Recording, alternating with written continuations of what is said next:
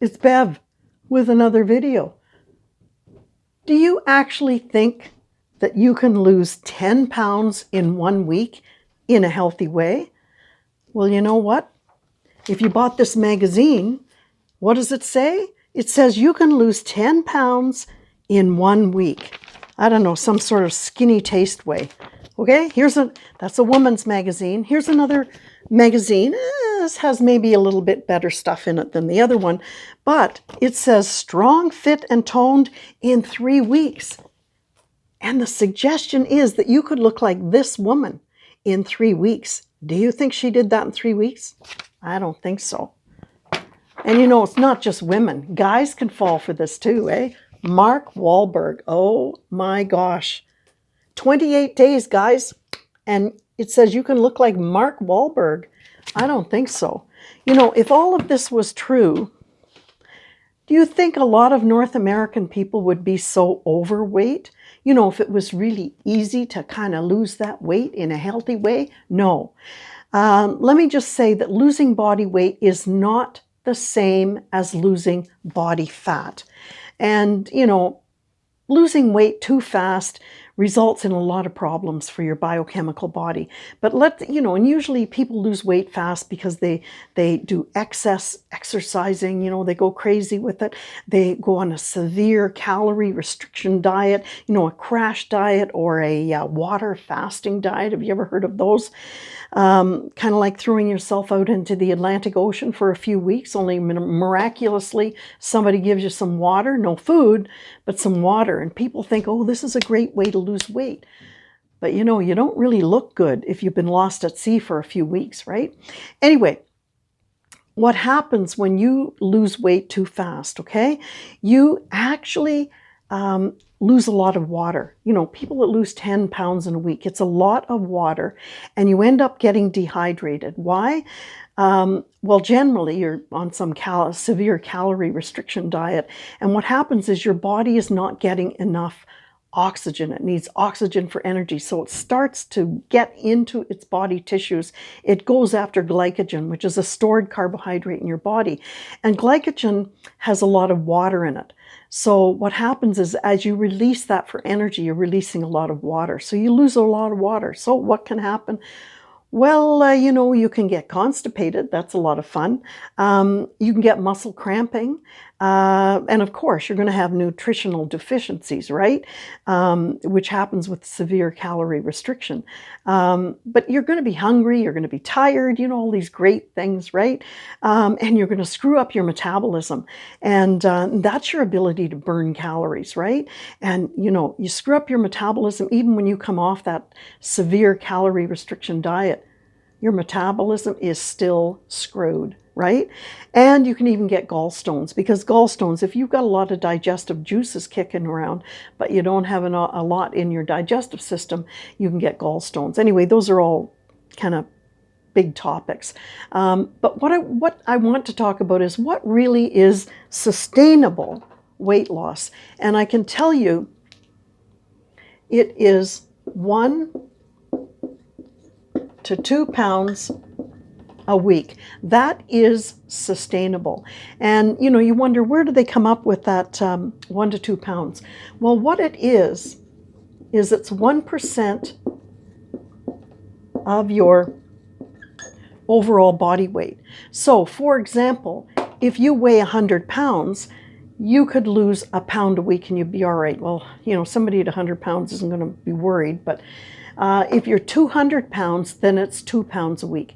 It's not 10 pounds a week. And if you're 150, it's 1.5 pounds a week on the average, right?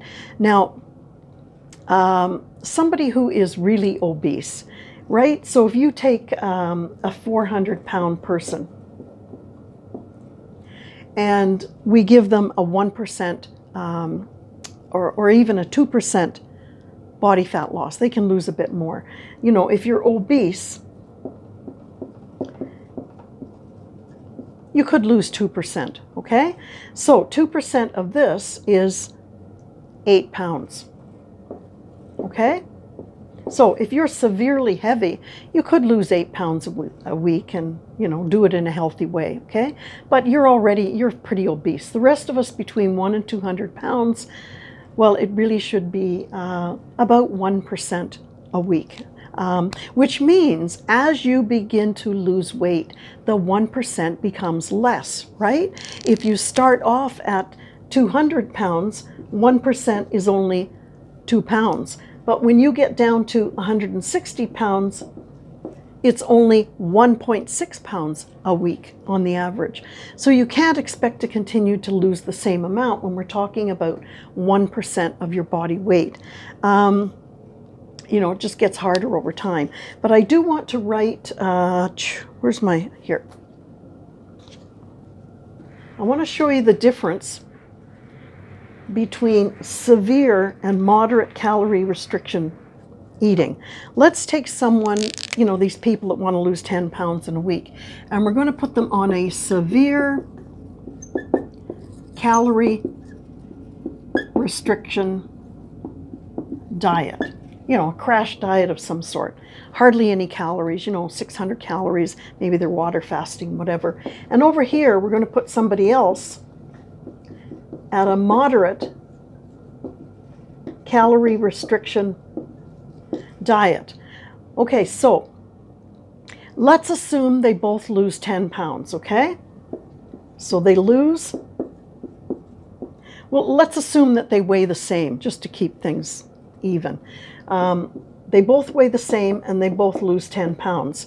So the question is, how much fat does this person lose out of that 10 pounds and how much fat does this person lose? Okay, this person is certainly going to lose fat, right? They're also going to lose lean muscle, right? Both people will lose fat and muscle, right? That's the total of the weight that they lose, the 10 pounds. Now, the person on the severe calorie restriction diet who loses 10 pounds is going to lose 40% of that 10 pounds in lean and 60% in fat. So what they will lose is 6 pounds of fat. But they're going to lose 4 pounds of muscle. Now, the person who's on the moderate calorie restriction diet will lose fat as well.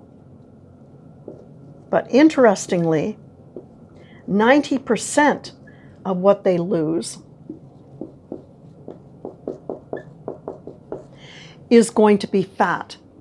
Now, wouldn't you rather lose more fat than more muscle? Because muscle is a calorie-burning tissue. Obviously, with movement, you need more energy, right? I mean, fat needs a bit of energy too, but nothing compared to muscle. So what I want you to do is think about, let's go back to this woman here.